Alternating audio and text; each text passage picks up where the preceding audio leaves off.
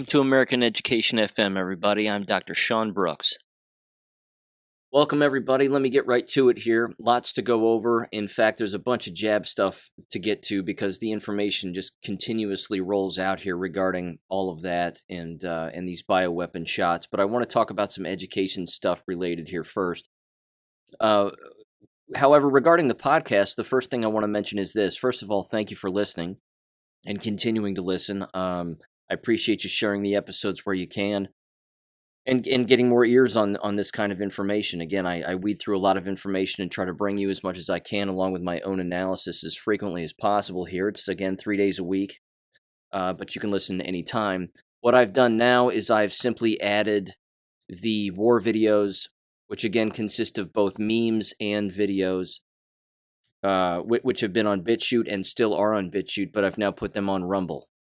The same is true with the podcast. The podcast, of course, exists in all of the audio forms that it does on Podbean and Apple Podcasts, Spotify, and iHeartRadio. That's where you can listen to it. You can also listen to it on BitChute as well, and now you can listen to it and watch it on Rumble. So there you go. And the reason I put it on Rumble is basically just because Rumble has an app that you can download, of course, on your iPhones, and it has a or any other device, I assume, and certainly on the Apple TV. If you have an Apple TV and you want to watch this on a bigger screen or listen to this on a bigger screen, you can do that way. So there you go. Just wanted to let you know it's also on Rumble, but I haven't left the other platforms. I won't leave the other platforms. And of course, I'm on Gab all the time as well. And I put a lot of stuff on Gab sometimes that I don't mention on the podcast, although I try to bring up as much on the podcast as I can, including some of the things that I mentioned on Gab. But either way, that's where all of that information is now. So again, if you're interested in checking it out, it's also on Rumble as well. Okay, let's see.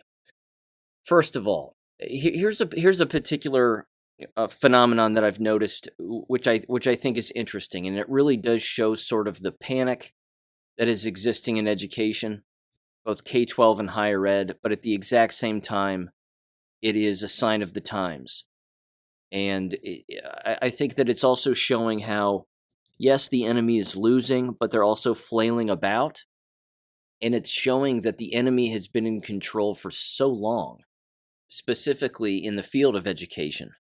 And as a result, they have been the ones to control what people say and then control what people cannot say, allow certain things to be said, and then, of course, do whatever they have to do to extinguish basically a dissenting viewpoint, if one were to ever come about. And of course, that's been happening for quite some time. And what we know is that the most conservative individuals and the most objective individuals are the ones that are being silenced. There's a particular thing, however, that is occurring here on that same wavelength that I think is not just telling, but remarkably destructive, and certainly right in line with any form of propaganda you could possibly imagine. And it's this. We're seeing now more and more what I would consider to be quote-unquote average educators, just your sort of run-of-the-mill school teacher, and they are publishing and being interviewed and allowed to do this full-length interviews in newspapers or online publications or wherever it may be. And in typical lockstep, what are they saying? They are not complaining about CRT and this, that, and the other. They're supporting the CRT stuff, the critical theories. They're supporting their public schools, and they're criticizing homeschool. They are taking the Marxist point of view, is my point. Whereas in the past, most educators would have been fearful, regardless of their political persuasion. They would have been fearful of having their name out there, assigned or associated with any kind of political persuasion. And certainly they wouldn't have been interviewed talking about something of the times in the field of education that would be on a major platform, even a city's newspaper. I'm going to give you two examples here of what I'm talking about. The first is in the Sunday, I believe it was the Sunday Cincinnati Enquirer. There was a massive story on the very front page of a female teacher in the Cincinnati Public Schools, in a district associated with the Cincinnati Public Schools. Well, that's the district, but she was in a particular school associated with that district. And she was openly talking about how the vast majority of the students that she has are minority students, Black Americans, and that the CRT legislation that is coming down that is anti-CRT is remarkably destructive. And that she can't believe that this kind of thing is occurring, and she can't believe that this kind of thing is happening, and she thinks it's horrible, and it's the worst thing on planet Earth. My point is that in the past, there's no way that a teacher like that would have said such a thing publicly, let alone been allowed to say it. Many would have lost their jobs had they said such a thing. They stick their head out in any publication and start writing even about the things that they're doing in their own classroom, which frankly is something that I've encouraged in the past any educator to do. If you're doing something that's great in the classroom, objective and truthful, then please, by all means, write about it. Tell other people about it. The problem is that these individuals that are anti-freedom and are all for the critical theories, these individuals are being given all of these left-wing platforms, and it shouldn't surprise us, frankly, but they're being given all of these left-wing platforms, and they're just openly saying whatever it is that they want to say about it. They, of course, have no idea that they're dead wrong about this particular issue. They have no idea that all of this is just made up stuff from the Frankfurt School. They have no idea that the entire lie around the 1619 Project and everybody else is designed really to confuse and make people miserable so that they can never actually put their finger on the truth. They will just wander through life as this malleable putty that exists in the controller's hands, and that's the entire point and purpose. So these teachers that are doing this now happen to mostly be hard left-wing, and they are the actual definition of the useful idiot, which is, again, remarkably destructive because they, of course, have no idea that what they are pushing regarding their support of all of these critical theories is actually, as I've said numerous times, in particular in the last episode, is leading to their own professional destruction. You can't take these people seriously because they believe too many things that are not real. They are not actually teaching the truth, let alone investigating it. They're simply regurgitating what they believe to be their factual take on things, when in fact, it is not a fact at all. It's someone else's pre-designed point of view that they're just pushing forth and saying, well, I believe it and it's real, so there you go, it must be so. I can't believe that they're being given these platforms. Again, it's becoming, their ideologies are so widespread and so mainstream now that basically what in the past would have been considered taboo, again, being interviewed by a newspaper person about the state of affairs of education, again, most basic educators wouldn't do such a thing. And they wouldn't do it because they would be fearful of losing their job. But that's not happening now. In almost all of these environments, they're being encouraged to do that. In particular, in the harder left-wing or inner-city environments, that they need to go public with their complaining about education and how homeschooling is destructive and this, that, and the other. And that leads to the second example, which again was tossed to me by Jesse James from the Dangerous Info podcast. He said the same thing and sent me this article, and it was from this old-timer, this old hippie, bless his heart, but, you can tell he's got the old ponytail and the beard and whatever else, and he teaches in the industrial technology area and in the tech schools, and he's saying that the voucher programs for homeschooling are destroying the tech schools, that the money is being pulled from the tech schools and it's being given back to the families for the families to make their own decisions, but that's a bad thing because, again, it's taking money away from tech schools. What this old hippie doesn't understand is that it's his own party, it's his own political party that is to blame for this. It is their own ideologies that are to blame for this. See, he's pointing all of his guns and arrows and slingshots at homeschoolers. That's not the problem.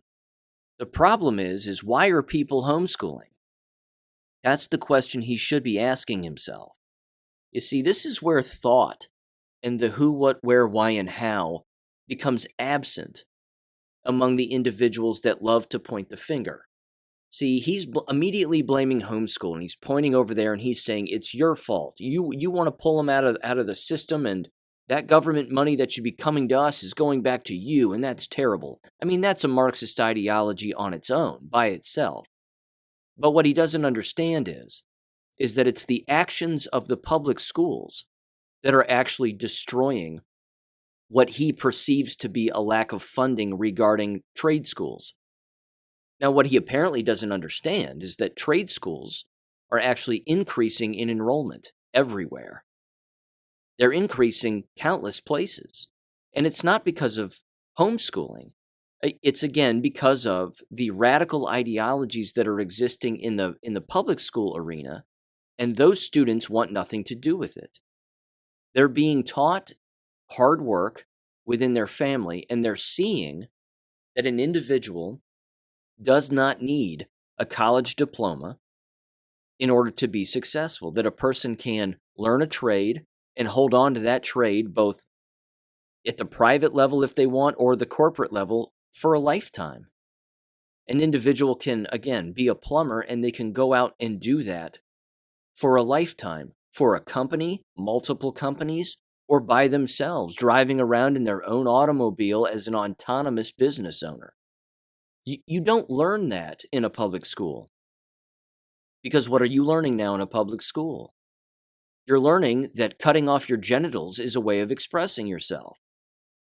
Again, if this old hippie who works in the trade schools and has for decades is interested in pointing the finger, he would do well to look at his competitor, which is really not the homeschooling family. They are independent and way out here.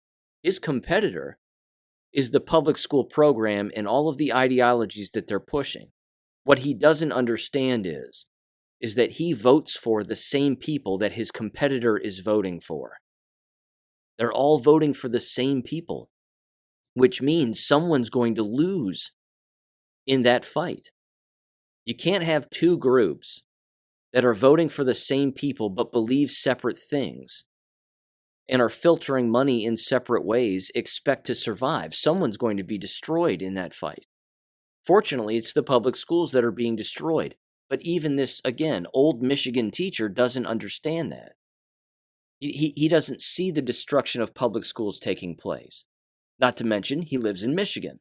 And what's the Michigan government doing? The Michigan government is purposefully destroying the trade schools because they don't want business, because what we are witnessing is a massive takeover of the entire education apparatus to dumb down everybody so that our entire infrastructure falls to the ground.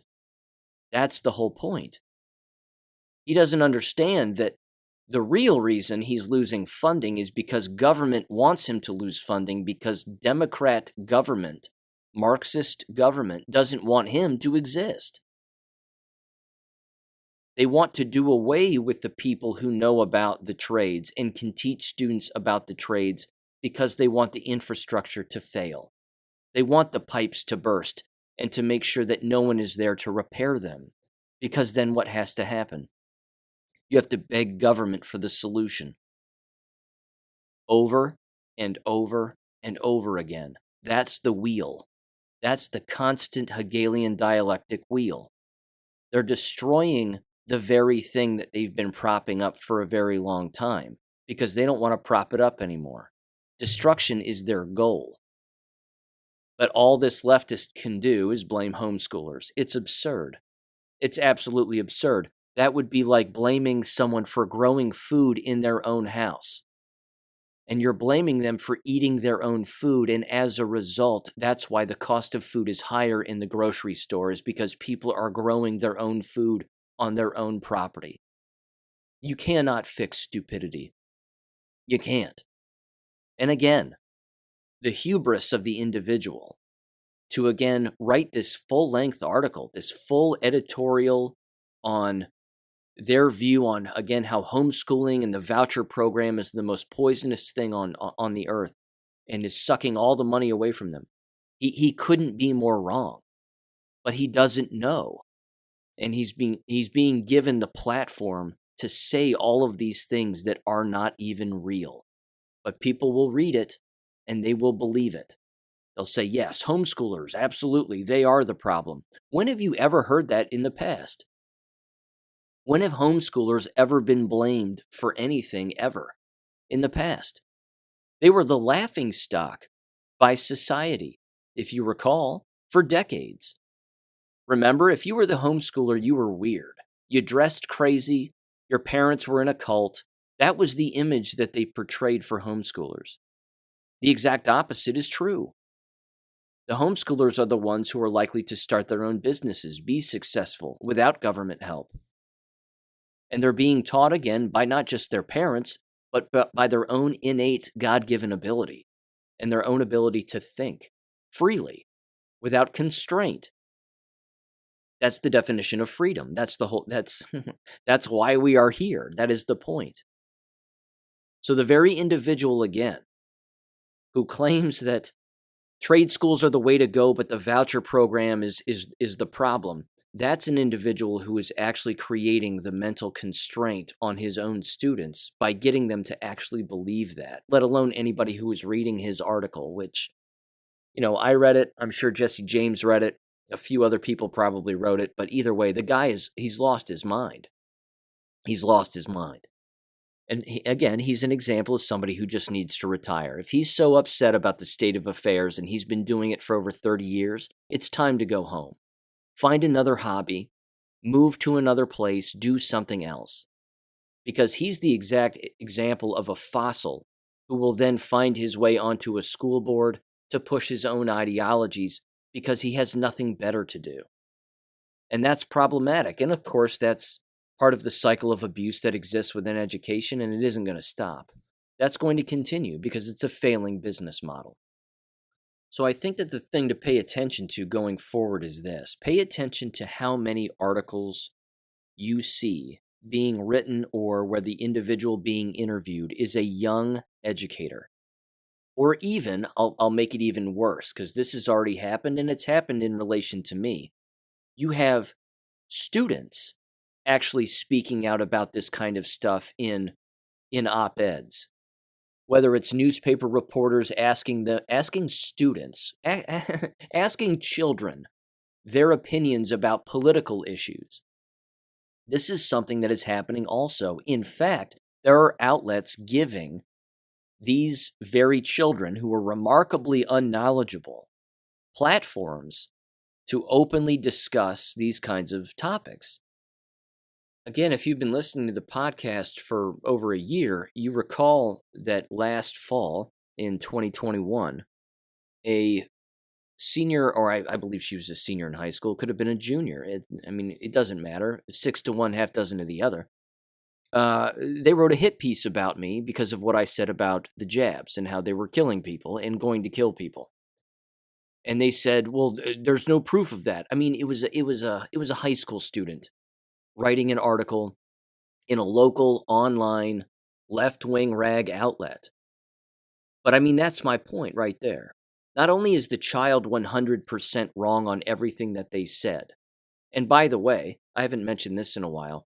In that particular article, which was hilarious, a Miami University professor, of course, was quoted as basically saying that not only was I wrong, but my statements are remarkably poisonous, but we need to have dialogue and we need to connect with these kinds of people, because if we don't have dialogue, then these kinds of people can just go off the rails and say whatever they're saying. I, of course, emailed that professor and invited myself into his classroom if he was interested in having a real debate. In front of his students, I might add. And of course, it wouldn't be a real debate. It would be me sharing facts and him sharing his opinions, of which he would believe to be facts. It would get ugly. I would keep my composure. But there's no way he's going to have me there. Because as I've mentioned in previous episodes, that's his cognitive dissonance. He'll stand up on a podium or a pedestal and he'll say, or a soapbox, and he'll say whatever it is that he wants to say.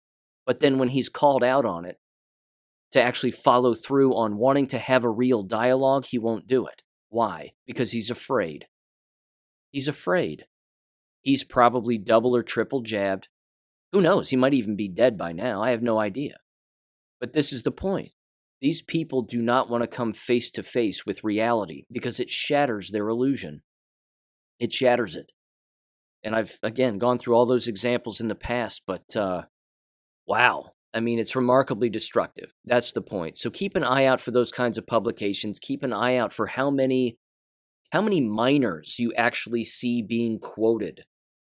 And no one reads the newspaper anymore, but it could be a newspaper article. It could be an online outlet. We talked with this student about what they think about CRT and blah, blah, blah. Who cares? Who cares what the child thinks? They're a child. They're a child. They believe things that are not real and will continue to do so. And that's going to lead me to a point that I'm going to mention at the end of this episode. And it's not a doomer point. It's not a bring everybody down kind of point, but it is a realistic, vigilant point that I think has to be made. But I want to mention that toward the end. Anyway, moving on to another education story here, which, again, this is a perfect example of something that I put out on Gab and didn't mention on Monday's podcast, but I'll mention it now. There was a story here of a Ohio school board president by the name of John Gray, 55 years old, and he was caught by volunteer pedophile exposers who call themselves the PCM, Predator Catchers Muncie, out of Muncie, Indiana. And what they did is basically lure this guy into having conversations with an 11-year-old girl, and they ended up catching him in Randolph County, Indiana, on Saturday, where he hoped to meet this 11-year-old girl, who didn't exist, of course. It was a setup. But they caught the bastard. And they've got the entire thing on tape, and the entire thing is on YouTube, the entire video. They caught the guy in a store. He was walking around aimlessly, buying frozen French fries or something. It was clearly either very early in the morning or very late at night, one of the two. And they offered him the opportunity to go outside and talk. He said, yeah, sure. And then, of course, he does all of the things that a predator does, which is deny, deny, deny. He even went so far as to say, and you're going to want to get your kids out of the room maybe for this one, but he said as his excuse as to why it was not going to happen and he wasn't going to do anything sexually related to the child was because he's incapable of getting erections. That was his excuse. Now, what does that sound like? If you recall the Ghislaine Maxwell stuff and all of the Jeffrey Epstein stuff, which is absolutely beyond horrific, and the Prince Andrew stuff, Prince Andrew, I believe, used that as an excuse as to why there's no way that he could have lured in or been sexually associated with Virginia Guthrie, if I'm saying her name correctly, because she said in one of her testimonies that he sweated profusely, and he claimed, I believe in a 60 Minutes interview or something like that, that he was incapable of sweating, that he had a disorder where he was incapable of sweating, and so the person that she was talking about could not possibly have been him because he doesn't sweat. I mean, they use the same stupid excuses. I can't even, it's just the mind of a criminal. The mind of a criminal and the mind of a pedophile is so disgusting and so warped that they do not even hear themselves talk. They don't even hear themselves speak. It's beyond mind-numbing. So what ended up happening, long story short, is this particular predator catchers of Muncie group ended up calling the police mid-conversation, and the police showed up. They handcuffed him. They detained him for a while on the spot. They gathered his personal information, and then they let him go. while they were going to conduct their own investigation. He then later ended up resigning on Sunday, this past Sunday, from his school board president position as he was about to serve his fifth term, or was serving his fifth term as the president. And there you go. They've got him dead to rights. They've got the text messages. They've got the online messages. They have it all. And they've got the guy. So he's done. He's finished. And thank God for it. I applaud all of these predator catcher groups, all of these citizen groups that do this. It is fantastic. It is on the ground, taking the law into your own hands. Social, it's not even vigilante. It's just social. This is the real definition of social justice. There you go. There's the real definition of social justice right there. That's what that really means. These people would have normally hidden in the shadows, consistently doing what they can to make inroads in their predatory behavior, and then they end up getting caught. I love it. I'm glad he got caught. My solution to ending him would be a whole lot swifter, as I'm sure it would a lot of people. But at least he got caught, and hopefully he's convicted of something.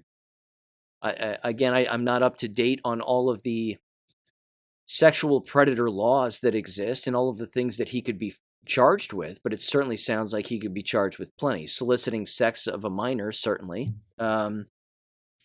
Yeah, luring a minor. I don't know all the verbiage, but I'm sure it's out there, and hold them accountable. So there's your real social justice right there. Okay, now on to some jab-related stuff. Number of stories again are flying through here. The media, and of course, the mainstream media is not touching any of this whatsoever. In fact, I came across a hilarious online post. It was from Twitter, from old Mark Levin, who people call the Great One. This guy is a fraud. He's a massive fraud. Now that apparently Elon Musk has bought Twitter, and Elon Musk is not a good person either, ladies and gentlemen. Don't fall for that trap. What's going on here is hilarious because all of these pseudo-conservatives are really just seeping through the cracks. Again, the light has been shined on these people and continues to shine on these people as being the frauds that they are. He made a Twitter post saying that now that Elon has bought Twitter, get ready for Twitter to be filled with all of the anti-vaccination lunatics or conspiracy theorists or whatever he said. It was something very brief and along those lines. I mean, there you have it, ladies and gentlemen. If he's really double or triple jabbed, he again suffers from a serious mental disorder called cognitive dissonance. It's not a classified mental disorder, but it should be, because again, he has a serious problem. So he's been pushing the jabs from day one, just like Sean Hannity has, just like the rest of those Fox News losers. They are the enemy. They're the enemy. They have no idea what they are doing. But, they have no problem standing on a soapbox and telling everybody everything. So here's an example of a story, again, that slipped right through the cracks. The CFOs of Pfizer and Moderna have both resigned this past week. And again, there's a total media blackout on it. This comes from newspunch.com. It says Pfizer and Moderna both separately named new CFOs on Monday. It says, quote, "This is not a coincidence in my mind," Josh Christ, co-managing partner at Executive Search from Chris Codler Associates, wrote. Both Frank Diamilo at Pfizer, if I'm saying that right, probably not, and David Malign at Moderna are of retirement age. So with a bit of light at the end of the tunnel and both companies stabilizing within their new normal, now is the time to make the move. Here's the interesting part about this. Pfizer has openly admitted now, as have a number of these drug companies, that the opportunity, or chance rather, to normalize these COVID shots within the mainstream and make it mandatory or make it a part of the regular vaccination schedule is going to be next to impossible. They've openly stated this now, which is good news. I don't think we should trust these people any further than we can throw them, just because they openly state that in their own hidden paperwork, and they have stated that they don't see, again, any lifting of the emergency use authorization, because, again, that would mean that all of the facts would come out on day one that happened, and they don't want that to happen.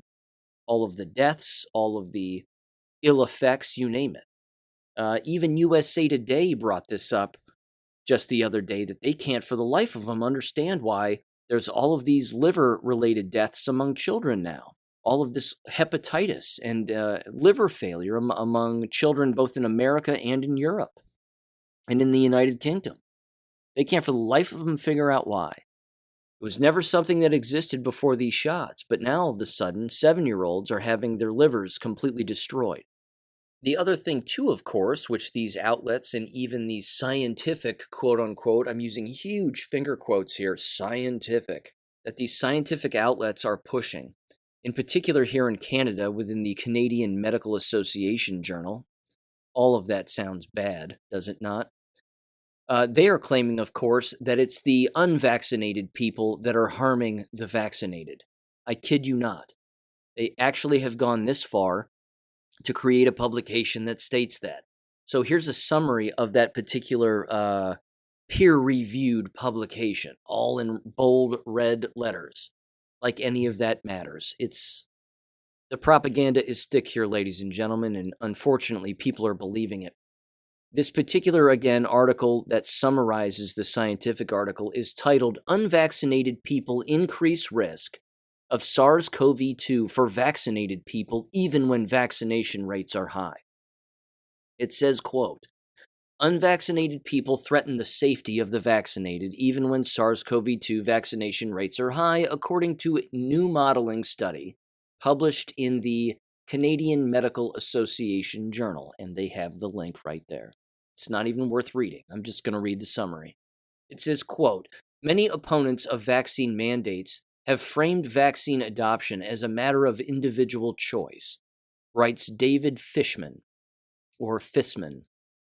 Dalla Lana School of Public Health, University of Toronto, with co-authors. Quote, "However, we found that the choices made by people who forego vaccination contribute disproportionately to risk among those who do get vaccinated." I'm going to finish this summary, but I have to jump in. This is the dumbest thing I have ever heard in my entire life. Absolutely stupid. But as we know, these individuals are paid to write this. It is possible that this David Fishman, every single time, that this David Fishman believes what he's actually saying. It's possible that that's the case. However, it's also possible that he's getting paid under the table to write this. Or even so, that it was pre-written for him, and the people who are paying him are saying, put your name on this and publish this. And we're going to pull the strings necessary at the journal, and it will get published. People have to understand all of that nefarious nature does take place when it comes to these quote-unquote peer-reviewed journals. They publish some of the most ridiculous things that you could possibly imagine. And you know this because I have read numerous titles and even abstracts of some of these things that qualify as quote-unquote peer-reviewed journals or peer-reviewed articles. They are an embarrassment, and this is just one of them. This defies all logic. All logic is out the window on this one. It continues. It says, "Researchers used a simple model to explore the effect of mixing between unvaccinated and vaccinated people to understand the dynamics of an infectious disease like SARS-CoV-2. It's not a disease, it's a poison. It's a contagious poison, no doubt about that. They simulated mixing of like with like populations in which people have exclusive contact with others of the same vaccination status, as well as random mixing between different groups. It says when unvaccinated mixed with unvaccinated, the risk to vaccinated people was lower. When vaccinated and unvaccinated people mixed, a substantial number of new infections would occur in vaccinated people, even in scenarios where vaccination rates were high." Now, allow me to jump in very quickly here. I was going to discuss this later, but I'll bring it up now because it's too relevant. In the most recent 5 Docs episode on Rumble on the Critically Thinking channel, Dr. Lee Merritt and Dr. Larry Pilevsky specifically bring up the shedding yet again. And they tell a horrific story of the shedding that is occurring when the vaccinated are around the unvaccinated, and the vaccinated are making the unvaccinated sick. Again, not a vaccine, we know that, but it is a poison, and it's a contagious poison as a result of proximity. They tell this story of a woman who picked up 2 of her family members who are at the very least double jabbed with the Pfizer shots. Picks them up, drives them to the airport. In that hour or so drive, becomes remarkably ill after the fact. Ends up with massive brain fog,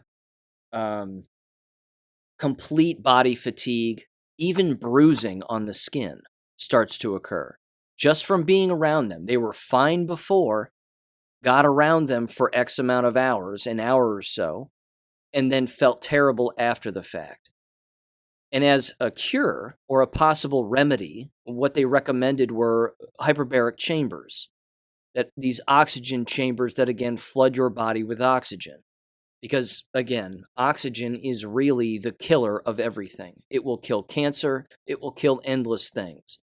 Endless parasites are killed by oxygen. Detoxing the body with oxygen is certainly the way to go. And they specifically stated that. But time and time again, we have heard of endless stories of these people who have been injected with all of these poisons, making the people around them ill as a result of electromagnetism and proximity when it comes to the unvaccinated or unjabbed being around them. This article from the Canadian Medical Association Journal is the exact opposite of that. They are claiming that it is the unvaccinated that are making the fully vaccinated ill. Again, I can't say it enough. There's nothing more ludicrous than that statement. The summary continues, and it says the following, quote, "The author's findings remained stable even when they modeled lower levels of vaccine effectiveness for prevention of infection, such as in those who have not received a booster dose or with new SARS-CoV-2 variants, of which don't exist, I might add. These findings may be relevant to future waves of SARS-CoV-2 or to the behavior of new variants." I hope you're reading between the lines here when I just read that, because the writing is on the wall. They're going to continue to poison the already poisoned. Those who have not taken it are not likely to take it now, and thank God for it. But those who have already been poisoned are going to be reading this and actually believing it.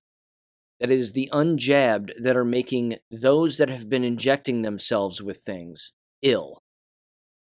You see, us unjabbed, us purebloods, we are not the needle going into your arms. We are not the needle. We are not the juice inside of the syringe. That's not us. It can't possibly be us. It's impossible. It is quite specifically impossible. Not to mention, the variants here are not real, but you can see that they are going to use this particular false story to push more lockdowns in the future, more mandatory shots, even possibly making it law in particular countries, certainly in Canada, maybe in the future. Who knows? I hope not. But they're just going to continue with the fake variant story as much as they possibly can. That will continue. Guaranteed. Guaranteed. It then wraps up here and it says this, quote, "Risk among unvaccinated people cannot be considered self-regarding," unquote, the authors write. In other words, foregoing vaccination can't be considered to affect only the unvaccinated, but also those around them. Wow. Wow. It then says, quote, "Considerations around equity and justice for people who do choose to be vaccinated, as well as those who choose not to be, need to be considered in the formulation of vaccination policy," the authors conclude. So what they're saying, translation, is they shouldn't make fun of each other for being vaccinated or unvaccinated, but you'd better hurry quick, government, and make vaccination policy to defend the vaccinated and force the unvaccinated to get vaccinated. That's what that means. And they're going to try. They've already tried. The enemy's not going to quit on this one. They just won't. Now, another huge unspoken story, although it has been brought up before by countless people, so it's not really unspoken, I take that back, but it's certainly worth revisiting because this is continuing to roll out in new and recent articles. This comes from medicalexpress.com, and it's titled, "A Third of Healthcare Workers Took Sick Leave After COVID Vaccination German Study Finds." I'm just going to briefly go through just a couple of pieces of this. It says the following in the body of the article. It says, an electronic questionnaire was used to gather information about sick leave and side effects from the 1,797 healthcare workers aged 18 and older in the study. It says side effects included in the questionnaire included local vaccination reactions, such as swelling, redness, or pain around the injection site, headaches, achy limbs, fever, and or chills and fatigue. Now again, what does that sound like? Sounds like you're being poisoned with a flu shot, does it not? It's the same thing, only this, of course, is far worse. They're both terrible, but this is worse. It says 588 healthcare workers, which was 32.72%, took sick leave overall, amounting to 1,777 sick days. The average length of sick leave was 2 days.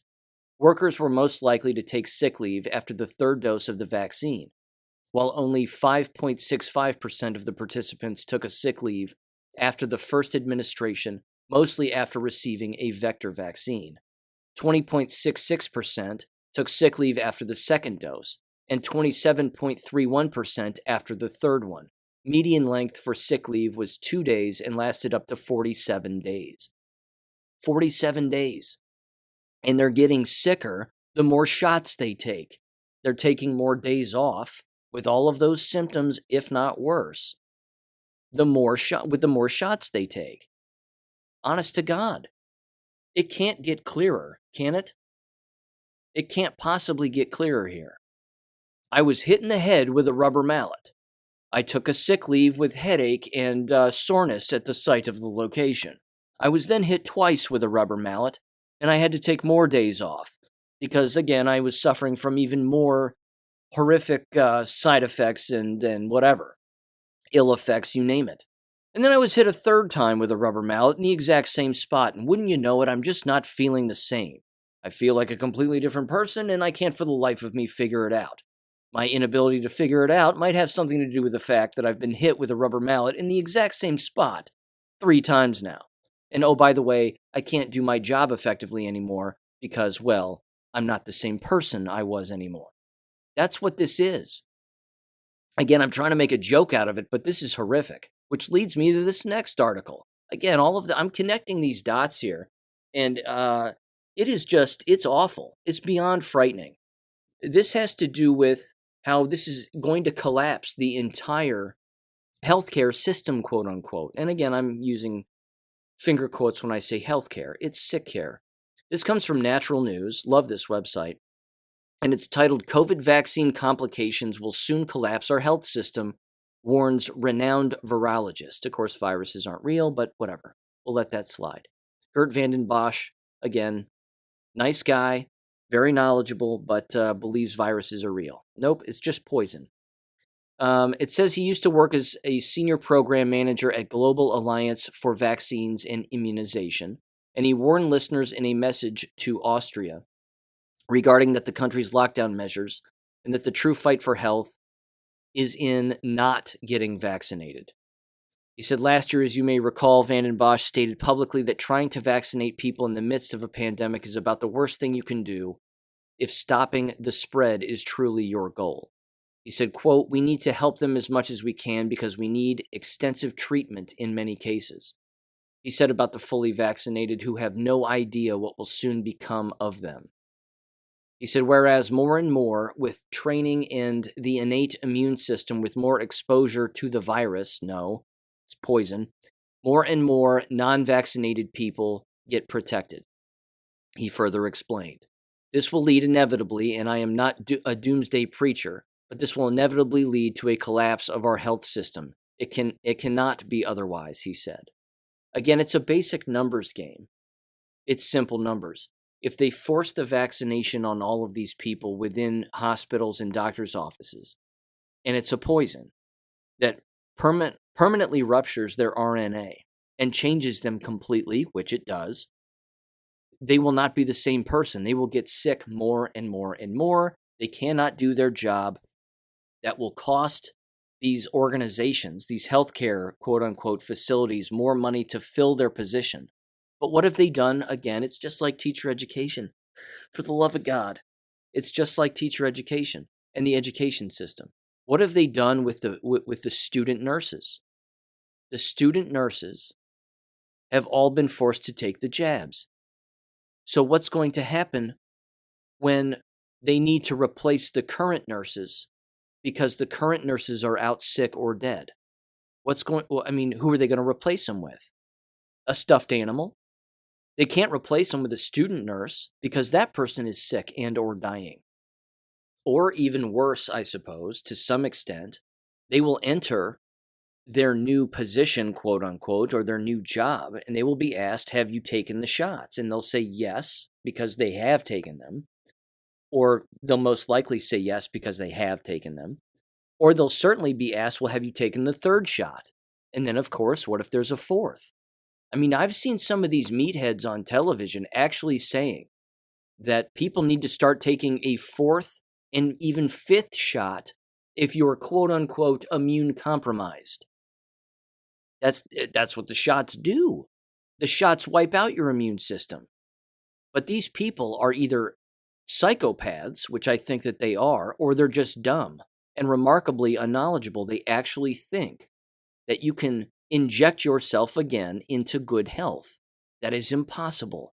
That is not the way that the human body was designed to operate. This will lead to a collapse of the quote-unquote healthcare system among countless other professions. The education system, the military.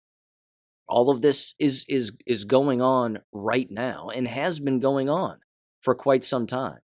Again, I'm not dooming either, but it is worth bringing up this point, and this is again what I was alluding to at the very beginning. One of the things again that is happening here is it's just the basis of lying. It is that simple and that evil. It is lying. This is what lying does.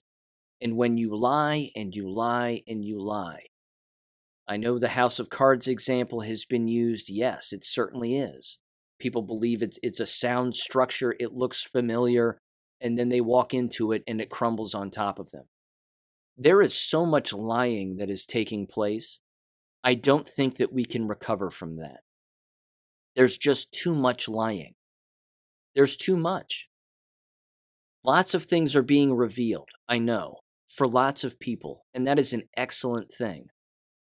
But you can only shovel so much snow as it is snowing down on top of you that you have to start asking the question whether or not you're going to actually catch up to the snow that's already falling on top of you before eventually you drop the shovel and you say, I can't catch up to this. There's too much snow. I'm trying to shovel as much as I can, trying to dig myself out of this as much as I can, and other people around me as much as I can. But it's snowing too hard. Because again, the liars have all of these outlets under control for the most part. They do. They have the mainstream media. People still watch it. They've been manipulated, gaslighted, and lied to for their entire life since the inception of the television. And yet, they aren't seeing a way out. They're still believing the lies. But for those of us that know what's really going on, and the listening audience to this show, it's worth asking that question. How much lying can we possibly catch up to and then eventually make the inroad or that leap to where the truth is outweighing and outpacing the lie. I just don't know. And this is where I fear for the younger generation. They're consistently being lied to, not to mention, look what they've had to endure over the last 2 years. Look what the majority of the individuals who have participated in this entire psychological operation have had to endure within the public and university settings, within any place of employment. Wear the mask, get the jab. If you don't, you get fired. That's ingrained in them now. They think that this is an aerosol virus that will kill them. They're not even taking into account what they've injected into themselves. These are levels of lying that I don't think people are going to get past. You know, we've heard that post and we've read that post that the end won't be for everybody. I fully get that. There are lots of meanings to that, lots of interpretations. It's highly philosophical that the end won't be for everybody. And I'm telling you what, I think that includes a lot of these businesses and these lines of work. I don't think it's going to, I don't think they're going to exist in the future. I've said this on numerous occasions. You've heard me say it. We have to be our own medical doctors. We have to do our own research. We have to learn what to do with ourselves and with our bodies on a day in and day out basis to preserve our own innate immune systems and our own strength and our own well-being so that we can stay out of these places. So we can stay out of hospitals and stay away from even these schools. We have to educate ourselves so that we can stay away from these environments. Because the environments will kill us. Because they're already killing the people who work inside of them. What about us casual visitors who just show in and, show up and want to ask a question or get something tended to? I mean, they're killing us too. But I don't know. I just don't know if we'll ever be able to catch up to the lying. That's going to be interesting. But on that note, on a more positive note, certainly, here's another example, again, of a pretty darn good article, and it's titled this. Again, this is a peer-reviewed, but it's an original article with numerous authors, and it's titled, Efficacy and Safety of Vitamin D Supplementation to Prevent COVID-19 in Frontline Healthcare Workers, a randomized clinical trial. Allow me to read the abstract here. It says associations between vitamin D deficiency and the risk of SARS-CoV-2 infection have been documented in cross-sectional population studies. Intervention studies in patients with moderate to severe COVID-19 have failed to consistently document a beneficial effect. Objective. It says to determine the efficacy and safety of vitamin D supplementation in the prevention of SARS-CoV-2 infection in highly exposed individuals, and that was the objective. The method.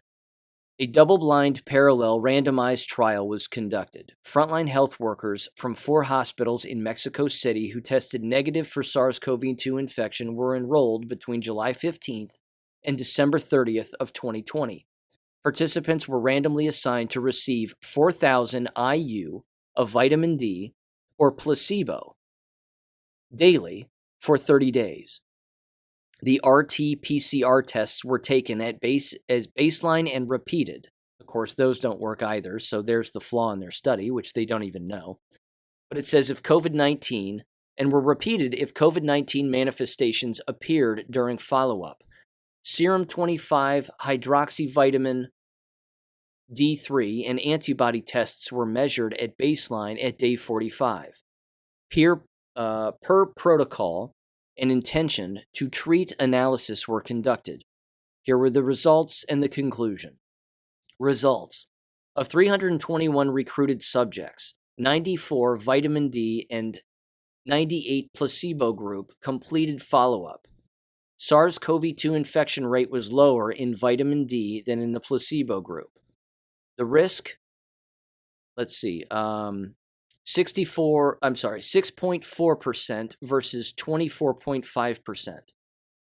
The risk of acquired SARS-CoV-2 infection was lower in the vitamin D than in the placebo group and was associated with an increment in serum levels of 25 hydroxy vitamin D independently of vitamin D deficiency. No significant adverse events were identified.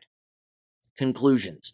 Our results suggest that vitamin D supplementation in highly exposed individuals prevents SARS-CoV-2 infection without serious adverse events and regardless of their vitamin D status. Ladies and gentlemen, vitamin D, and specifically vitamin D3, have been proven to wipe out cancer. In fact, it's been shown that no one died of cancer who had high doses of vitamin D3, upwards of 10,000 IU per day.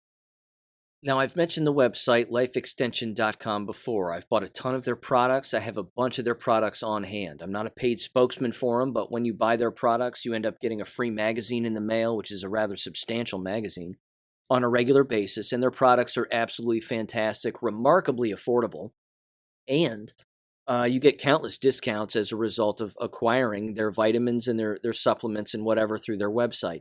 They sell vitamin D3 in smaller containers, and there aren't many pills in it, but there's plenty for a very fair price in amounts of 5,000 IUs. You take 2 of those a day, you're as good as gold. You don't even have to take that much. You can work your way up to it. You can take 1,000 per day, and then you can work your way up to 10,000 per day. It's completely your call. But what vitamin D3 does for our entire body as a detoxifier is amazing. It's absolutely amazing. And so again, that's an example of an article that has such a simple conclusion that healthcare workers, all they had to do was just take vitamins and minerals and they were going to be A-okay. But not so now, within the environment where, again, this injectable poison has been pumped into them with the threat of loss of their job, whether they take it or not. And now they're around one another, including the healthy, while they are shedding on one another, and they have been, of course, doing this since the very start.